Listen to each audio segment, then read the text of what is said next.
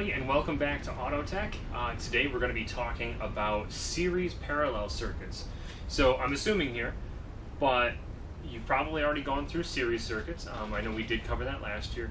And then I posted new content on parallel circuits where we discussed the differences between series and parallel and how we manage those two systems differently. I'm now here to bring you the reality of it. Most automotive circuits are kind of a combination, or may entail a certain portion of them that is either series or parallel, but we may have more than one component coming off of that circuit. Think of things like a fuel pump circuit. You've got a control mechanism, you've got a power source, you've got a pump, and you probably have some sort of computer controlling the pump. These are many different circuits that intertwine and give the circuit its unique ability to control fuel pump operation, fuel pump pressure, and govern the system in a way that it is benefiting the rest of the car and the operation of the engine. It's not possible, however, to look at a car as just one single organism where it has one single circuit. Instead, we have to think of it as a vast network of wires that are connected in series and in parallel. So when we look at series parallel circuits, what we have to keep in mind is that this is probably the more realistic approach to circuits in your car. If you narrow up your focus on a particular system, yeah, you're going to have some series circuits, or you may have some parallel circuits. But when you look at the vehicle as a whole, it's a mixture of series and parallel circuits. So we need to discuss how we manage calculations in this circuit so we know what to expect in a circuit that is malfunctioning, but we can calculate the expectations. Something like a fuel pump spinning more slowly than it should, we can calculate based on the resistance of the pump and the expected amperage flow of that circuit, and we can determine whether or not we have voltage drop. We can do some mathematical calculations to help with our diagnosis. Do people usually do it that way? No. But we are in the business of understanding how electricity works right now, and instead of just kind of measuring voltage and measuring amperage and operating the system and seeing what isn't working, we can actually talk about this in a little bit deeper sense where we actually understand how to evaluate the circuit. So I'm going to give you guys a very, very brief system here so we can discuss it in very basic sense. Then I'm going to use a couple examples from the worksheets, so keep in mind there may be some answers in here if you follow all the way through, and we might be able to use those answers in your worksheets to help you along. I want to give you guys the benefit of the doubt that we are making progress here and that you're watching the whole video, so make sure that you do see it all the way through to the end to get some of these results. So as you can see, we've got our parallel circuit here in this portion of the system. Further up in our leg, we have a series resistor. So all of the current is forced to flow from the battery through that resistor before reaching this parallel section. Now, if we were just going to treat this like a series circuit, we'd say R1 plus R2 plus R3, but we can't do that because we're mixing two different systems. So the name of the game when we deal with series parallel circuits is simplify. So you're basically trying to pick out the parts that are series and the parts that are parallel, and then dealing with them exclusively as series or as parallel and making sure that we're formulating our system right. So the first thing I ever do with this kind of stuff is I start separating. So I'm going to look at this and I'm going to say, yeah, this is a junction and there's a junction. This section is a parallel circuit. And so once I determine what my resistance total is for this parallel section, I can treat this whole block like it's another series resistor. And then we do revert back to series type circuits and we'd say R1 plus this simulated R2 equals resistance total for this circuit. So let's figure out what it is. So what I've done here is I've used my formula here for determining parallel circuits. I said 1 divided by 12, 1 divided by 12 equals 1 over the sum equals RT. And so what I come up with is 0.0833 plus 0.0833 equals 1 over 0.1666 equals resistance total. So I'll let you do the math. We're going to say 1 divided by 0.1666 to determine resistance total for this section. So we're basically going to write in RT for this section. and you tell me what you found out. So essentially, what we come up with is when we say 1 divided by 0.1666 is that RT equals 6.002. So essentially, through the fact that we rounded to 0.0833 and then added those together, we got a little bit of a rounding error there, and this is essentially 6 ohms of resistance. Now, we could double check that and we could say, yep, 6 ohms, less than our smallest resistor. We could also do it a different way that's a little bit more quick. We could say there's 2 common legs with the common value. So we would say the value that is common between those 2 resistors divided by the number of pathways, 2 equals 6. So 12 divided by 2 is 6. So we know that RT for this section is 6 ohms. Now, since we know this whole simulated resistor's value, now it's just turning it into a series circuit and adding up the resistances. So once we've determined all of this, now it's just back to the old R1 plus R2 equals resistance total. Not this resistance total, that's for just your parallel segment here, but this plus this. And so what we get is 6 plus 6 equals 12 ohms of total resistance. Now we could round that up to this and add that 0 too, but we really don't need to. We know where the error is. So once we put this into our Ohm's law circumstance, we can very quickly figure out that when we put it in as 12 over 12 divided by 12 is 1, that our current flow in this circumstance is 1 amp. Again, very basic and simple system here. The big point that we need to get across is how do we manage these parallel segments and the series segments, and what are we supposed to do when we see several different examples of this that are typically in the worksheets just repositioned and kind of designed to be confusing looking. Look for the junctions. That's the biggest thing. When you see junctions, that means you found a parallel circuit section. Be careful though that when you start assuming this and this and this are all parallel, that you do take a very close look at it to make sure you're not adding in something else that's not in that parallel circuit, because that can throw the whole thing off. Again, the big takeaway, the rule that I want to make sure everybody understands is when dealing with parallel circuits, resistance total, in our case here we said it was 6, is always less than the smallest resistor. Our smallest resistor is the same one, or the same value, and so 6 is definitely less than 12. We know that we're on the right track. If you get a number that's kind of bogus, you've got like 12.276, then even that small amount more than that smallest resistor is incorrect, and you should probably go back and double check your work. So again, make sure you got some scratch paper, make sure you got some material to write on so you can write all this stuff out. So if there is a problem, you can kind of backtrack and see where you made the mistake.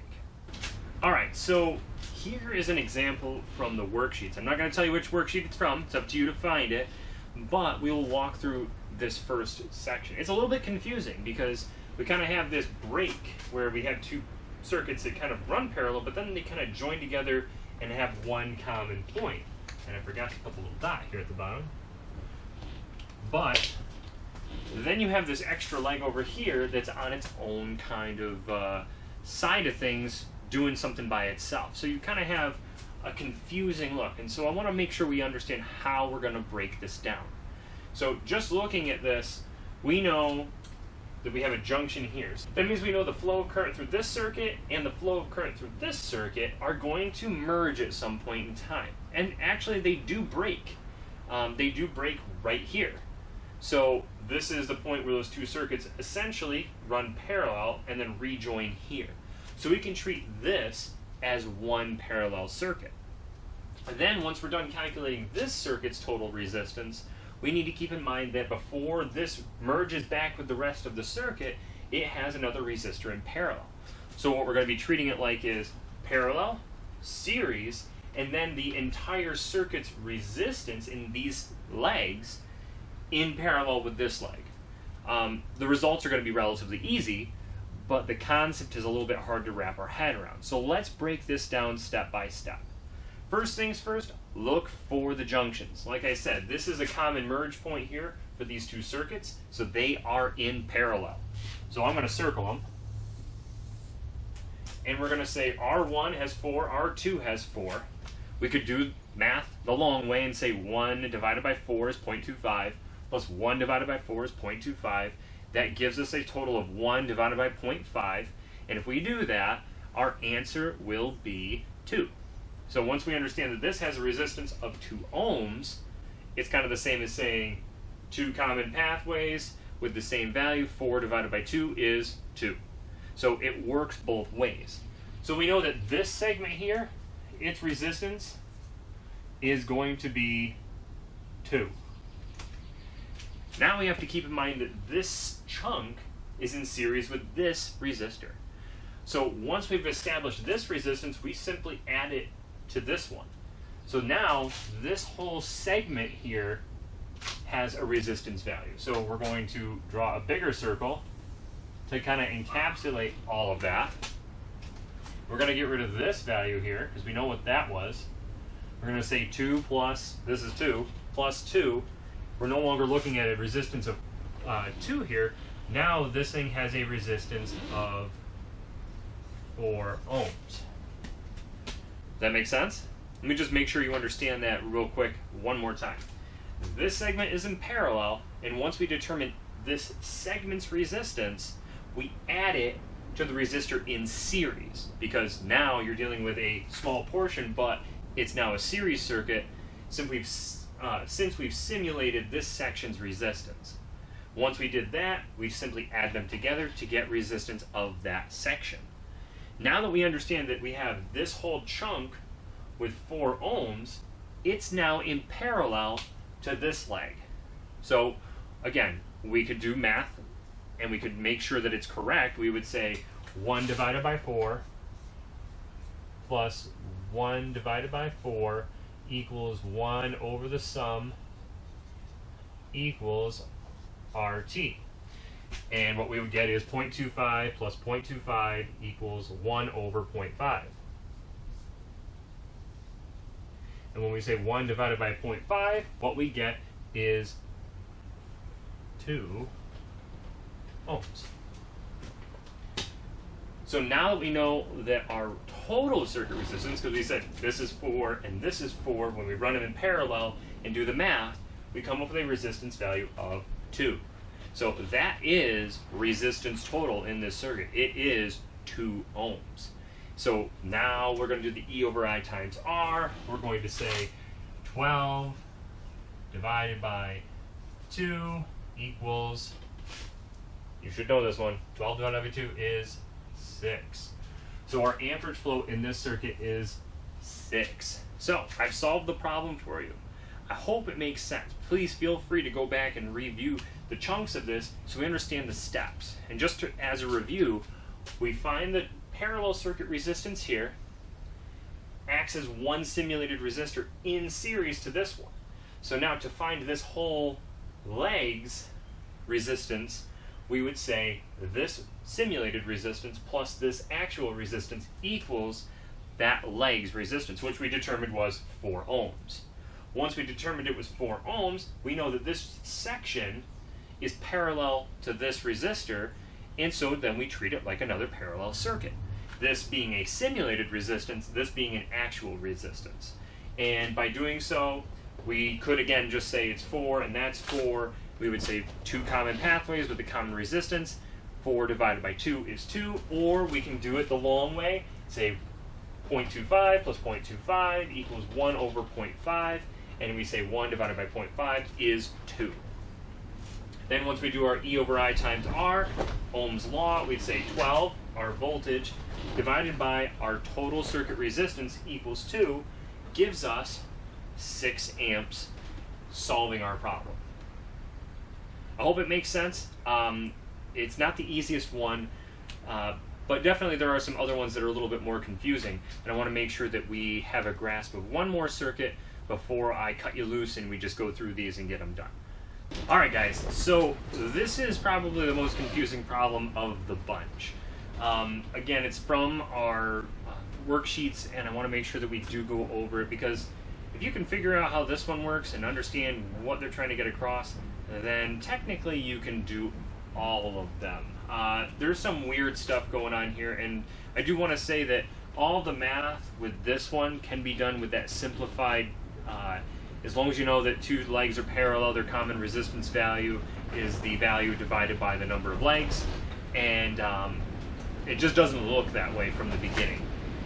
What we're dealing with here are some legs that have some series, you have a parallel section, and you have another resistor in series, and what we're looking for is the value of resistor 1. Now, they give us voltage and amperage, and so we can actually right off the bat determine what resistance total is just by simply doing Ohm's law's formulation by saying that it's 12 divided by 4, 12 divided by 4, 3. So we know that RT is going to equal 3 ohms. Now, through all of this here, we need to know what everything is, what everything else is except for R1, so we can determine what it is. So whatever value we get, take it and say 3 minus whatever value we get, and that's going to give us the value of R1. So let's talk simplification, because that should be the first thing we do whenever we look at a series parallel circuit. Where's the series? Where's the parallel? And the big confusing part about this circuit is when we look at this little extension here. Now, this could be drawn differently, okay? I want everybody to understand that this is really just like an extension. Power is coming to this junction, and then it's coming down and splitting both ways, rejoining and rejoining, but it could be drawn very simply like this in kind of a basic circumstance where we have our battery, we have power coming out, we have a resistor, we have an immediate junction, comes down, junction, back to our battery, another circuit, junction, junction, resistor, resistor, and back to our rest of the circuit. So when we look at it like this, it maybe makes a little bit more sense. These are just extensions of the main harness. No power has really split except for from here to this circuit. Power is still being applied here. It's 12 volts.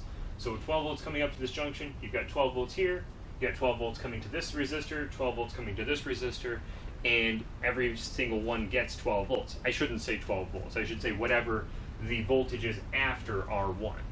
So our circuit can be drawn like this, but the way that they formulated it makes it a little bit more confusing. So I'm going to erase this, and we're going to just chunk this to make it a little bit more simplistic. So first things first, where's the series, where's the parallel? What we can understand first is we have a series section right here. So if we take this section and treat it like a series circuit, it's resistor 2 plus resistor 5 equals basically 4 plus 4 is 8. So this whole chunk has a resistance of 8 ohms. Once we've determined that, we know this entire leg is 8. Now, where things get a little bit confusing is that when we talked about those parallel circuit laws and the example worksheets that we worked on, whenever we used that formula where we said the common resistance value is divided by the number of legs, all the legs in that circuit were the same. The rule doesn't state that you have to use every single leg of the circuit. All it's saying is that in defined section where we have common legs, as long as they're sequential, I should say, one following the other, we can treat them as one circuit and do that whole common resistance value divided by the number of legs. So we know this chunk has 8 ohms. We also know that this leg has 8 ohms. So what we're looking at here is, and again, if we visualize that whole circuit where there's two parallel legs signifying these two instead of this little extension harness, what we need to understand is that this series, or this resistor, is in parallel to this circuit and they have the same resistance values. So we can now combine this whole section, kind of merging this into this, and understanding that it's two common legs with a value of 8. So it's 8 divided by 2, once you simplified it. And so what is 8 divided by 2? 8 divided by 2 is 4, all day long. And so when we talk about this chunk of the circuit, we're really referring to a section of the circuit that has a resistance total of 4 ohms. And again, it should kind of lend itself to the rest of the circuit where we say, hey, what the heck, that one's got 4 ohms too. So now that we know that it's no longer 8 ohms for this entire section of the circuit, but instead it becomes 4 ohms. Now again, we have another section of the circuit where we have common values in each leg, this simulated entire leg and this actual leg of the circuit. And we can say 4, their common values, 4 divided by 2 pathways equals 2. So now we're dealing with a total circuit resistance outside of R1 that now has a value of 2 ohms. And so now we know what we've got to do next. We know all of this stuff that is after our first series circuit. So we take 3 and we subtract our rest of the circuit's resistance value, which is 2, from it, and we get 1 ohm. So R1's value is 1 ohm. Now again, this one's pretty complex, and I really encourage you to go back and watch the explanation multiple times before you dive into the worksheets, because there are problems similar to this. This is just the most complex in the way that they've arranged it, at least in my opinion. It doesn't make sense to me the way that they wrote it with this common extension here for these legs, but if you think about it, whatever the voltage is after this resistor is going to be the same to this section, to this section, and to this section. It's just how we, I guess, visualize it that kind of makes it confusing. So be aware. Figure out that series circuit. It is, when combined, the same resistance as this leg of the circuit.